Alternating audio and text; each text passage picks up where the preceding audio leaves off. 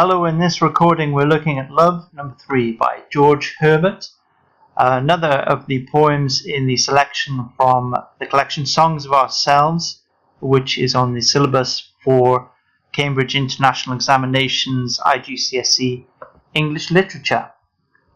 A little bit about the poet before we start. George Herbert was born into a prominent Welsh family in 1593 and educated in London and Cambridge, elected to Parliament twice, and he became a member of the Anglican clergy in 1630. He's considered one of the prominent metaphysical poets. In his first two poems, about 1610, he argued that the love of God was the only proper subject for poetry, and his poems commonly contain many biblical references and considerations of religious arguments.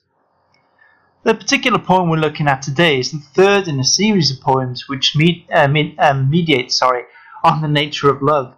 The first love poem that Herbert wrote considered differences between mortal and immortal love. The second compared the love of God and human lust.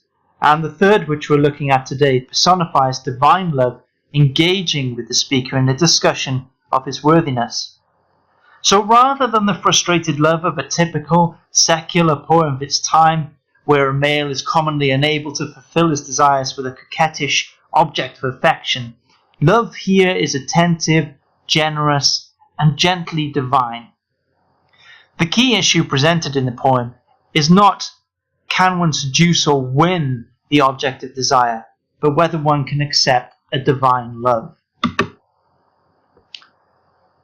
The structure of the poem, it's written in the form of a dialogue between a host, love, representing divine love or God, and a guest, who is the speaker in the poem.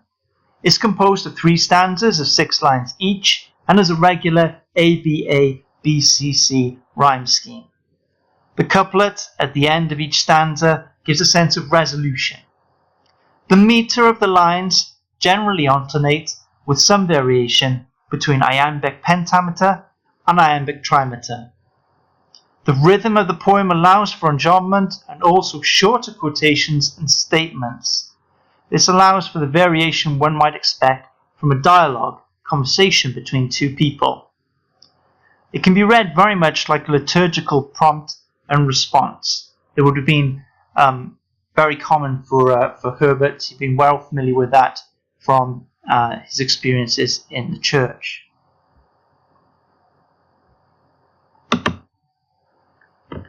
Let's start. Love bade me welcome, yet my soul drew back, guilty of dust and sin. But quick-eyed love, observing me grow slack, in line runs on, we'll look in a few minutes. So who is this love?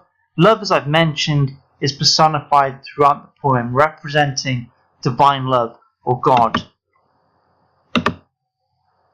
Bade, the past of bid, in the sense to say or to tell, or more strongly to command. So love, or God, told me I was welcome.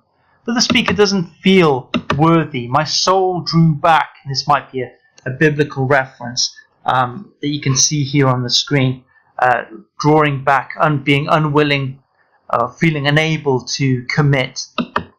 The reason for this is the sense of guilt that the speaker feels. We can draw our attention to this quotation from Genesis, "You are dust, and to dust you shall return." So the dust here represents the speaker's mortality, and by extension, this idea of their original sin. The speaker feels unworthy of being in the presence of divine love. The response, though, of quick-eyed love, this description gives a suggestion of divine love being alert and attentive to the needs and concerns of the speaker.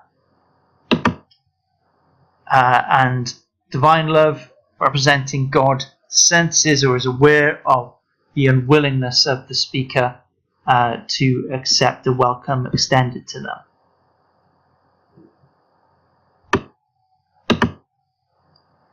Slack from my first entrance in, drew nearer to me, sweetly questioning if I lacked anything. So immediately the host's acceptance of the speaker as a guest is immediate. And if anything, the unwillingness or the feeling of unworthiness on the part of the speaker just makes the host act in a more familiar and fond manner towards the guest. Asking if I lacked anything, this echoes a version of Psalm 23 which begins, "The Lord is my shepherd, therefore can I lack nothing." And so this is the attentiveness again of divine love towards the speaker's needs.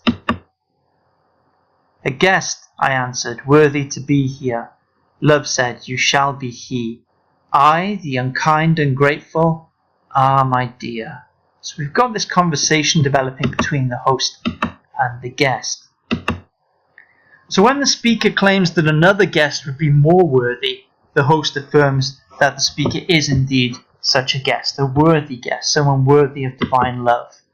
Look at the adjectives the speaker uses to describe himself. Unkind, ungrateful, suggesting that he lacks the qualities of kindness and gratitude that would make him a worthy guest. But the response of the host, this address is a familiar one. It's indicative of a sense of longing for someone cherished. "Ah, my dear." "I cannot look on thee." Love took my hand and smiling did reply, "Who made the eyes but I?" So the speaker feels so unworthy that they don't even feel like they can look upon love. And in response, we've got this very comforting gesture. The verbs taking my hand, smiling, they portray love as kind and reassuring. This rhetorical question then, if using a pun on eyes and eye, alludes to the human eye being part of God's creation. What's being suggested here, obviously, is that the speaker can surely look at God with the eyes that God gave him. But still, the speaker does not feel confident of their worthiness. "Truth, Lord, but I have marred them. Let my shame go where it doth deserve. And know you not, says love, who bore the blame." Okay, so the speaker is agreeing with the argument that his sight is God-given, but the use of the conjunction "but" suggests he's still unable to accept his worthiness. Why? Because he believes that he has marred or ruined the gift of God through his sinfulness, the gift even of his eyes to see.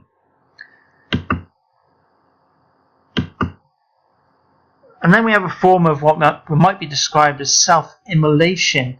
In other words, the speaker seems to be suggesting that he deserves damnation to hell for his shameful sins. The response of the host is a reference to the Christian belief that Christ died on the cross to absolve humanity of its sins.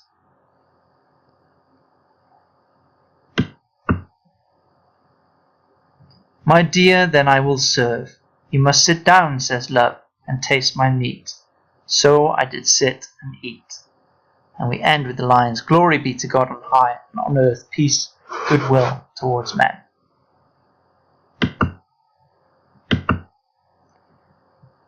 Now, this "I will serve" maybe has a dual sense. Is it the sense the speaker wants to join the feast as a servant, or has he been swayed and considers himself now sufficient, good enough, worthy enough to join in the feast? You can decide for yourselves which reading would make most sense to you.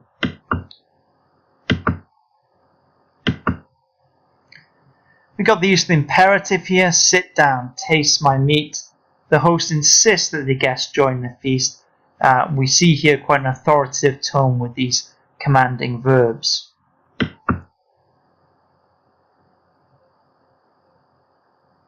This might be another biblical reference here that we could consider. The idea of tasting my meat, this is a likely reference to the Christian ceremony commemorating the Last Supper, in which bread and wine are consecrated and consumed. So there's a very spiritual element to this meal. And a possible pun arises on the idea of love as a host, and the word host, which is also used to refer to the communion bread, which represent the body of Christ in the ritual of the Eucharist mentioned above.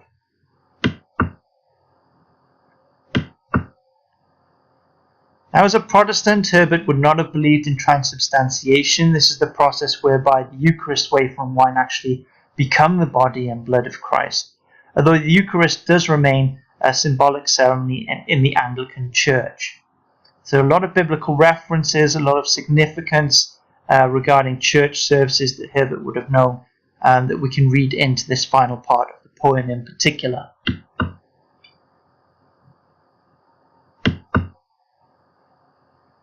And then the poem ends with a quotation from a hymn based on Luke 2:14, which is sung as part of a church service.